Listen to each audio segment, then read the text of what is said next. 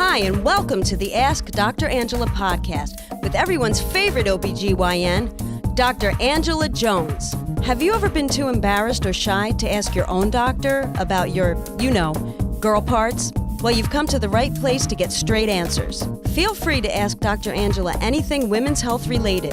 Obstetrics and gynecology? She keeps it real. Pregnancy? She's been there, done that. Menopause? She'll get you through. Young or old, Dr. Angela's got you covered, girl. Now here's Dr. Angela. What's good, people? This is Dr. Angela, everyone's favorite OBGYN, and I would like to officially welcome you to episode 278 of the Ask Dr. Angela podcast. It's Labor Day weekend, and I'm really hoping that everyone's had a great Labor Day, especially as everyone gets ready to get the kids back in school. I actually was on call this weekend, and for me, from an obstetric standpoint, Labor Day did indeed live up to its name. I delivered a lot of babies, lots of laboring women, proving why women are so amazing, making childbirth look so easy. But let me tell you, labor means work. I always tell women, labor is work, but women make it look so effortless. So anyway, as we prepare to usher summer out and welcome fall in, I hope that everyone is well. So, I'm always telling you all to reach out to me, whether it's via social media, email, etc. And you certainly do. I have just a ton of questions. I mean, my inbox is everywhere, whether it's my email, whether it's direct messaging on any of my social media venues, i.e. Facebook, Twitter, Instagram. I have questions that are pouring in literally from all over the world. So I'm going to jump right in this morning to a question that I received from a listener by the name of Kai. And this is what she asked me. She says, "Hi, Dr. Angela. I have a quick question about the positioning and certain functions of the different parts of the vagina. I have heard so often that peeing straight after sex helps to flush out the vagina. But women pee and engage in intercourse, birth babies in two different places. So my question is, how does urinating help to flush out the vagina? Thanks for all your help, Kai." Kai, that's a really good question. And even though some of you out there might think that it's silly, it actually is not, because it points to a bit of a deficit, if you will, that females and just people in general have with regards to female anatomy. So when we look at vaginas, the vagina is just the vagina is just the vagina. There are no different parts of the vagina. The vagina is an organ. It's a tubular organ that is not infinite. It doesn't go on and on and on. It is finite, i.e. typically, unless you've had a hysterectomy, there's a cervix at the end of your vagina. Different parts of the vagina, probably you're referring to the vulva, different parts of the vulva. There's the labia majora, which are the big lips, the labia minora, which are the little lips, the clitoris, etc. So there are different parts of, female anatomy that make up the vulva in its entirety. So you're absolutely right.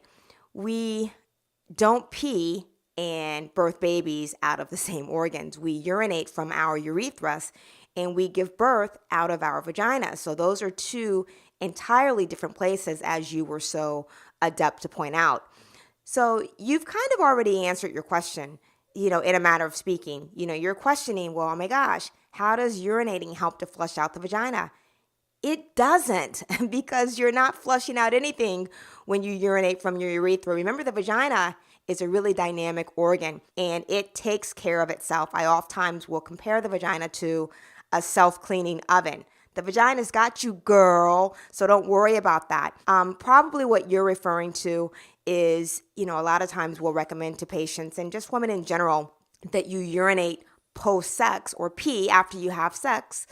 And the significance of that is that peeing after sex will help to flush out any bacteria that may be in or around the surface of the urethra, because if that bacteria travels from the urethra and then into your bladder, that's how you get a urinary tract infection. And women are known to have much shorter urethras than men. So the urinary tract infections that women will get post-sex, we often call honeymoon cystitis. So that's where the recommendation comes, i.e. peeing after sex so that you can flush out any bacteria that may be right at the opening or close to the opening of the urethra so that it does not then track back into the bladder.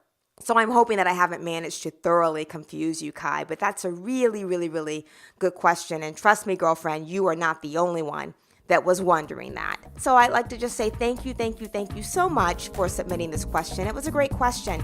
And for those of you that happen to have a question or a thought that you want discussed on my podcast, please reach out. And even though I might not get to you right away, I will get back to you. You can hit me up at www.askdrangela.com. That's AskDrangela.com. You can direct message me on any of my social media venues. That's Facebook, Twitter, Instagram. Or you can just, again, go to the website and send me an email directly. I get and see them all. So as is my usual, I would like to leave you with a thought of the day, and it comes out of one of my favorite books, She Went Out on a Limb by Sandy Gingras, my apologies. And today's quotation says, "You have to live the life you were born to live." I'm going to say that again. You have to live the life you were born to live. And that comes to us from the Reverend Mother to Maria, The Sound of Music. The Reverend Mother to Maria, The Sound of Music. I love The Sound of Music. Thank you again for tuning in. Until next time, look better, feel better, be better. I cannot wait to reconnect on episode 279 of the Ask Dr. Angela podcast. Number 330, actually. Rekindle old friendships. This one was actually really special to me because just this weekend, I spoke with one of my really good friends that I've known since even before medical school. She's now a big shot director of ENT down in Mississippi. And, when you have really good friends, it's really important to stay in touch with them, continue to stay connected, and nurture those relationships because really good friends are hard to come by, and they really are far and few in between. So until next time, look better, feel better, be better. Cannot wait to reconnect on episode 278 of the Ask Dr. Angela podcast. Thank you for listening to the Ask Dr. Angela podcast. For more information on women's health and the show notes for this episode, please visit Dr. Angela at www.askdrangela.com. While you're there, don't forget to leave your own message for Dr. Angela. See you soon! All of the information provided and discussed in this podcast is for educational and informational purposes only and should not take the place of consulting a physician. This podcast is not intended to diagnose, treat, or cure any disease or illness and does not and should not replace treatment from a medical professional.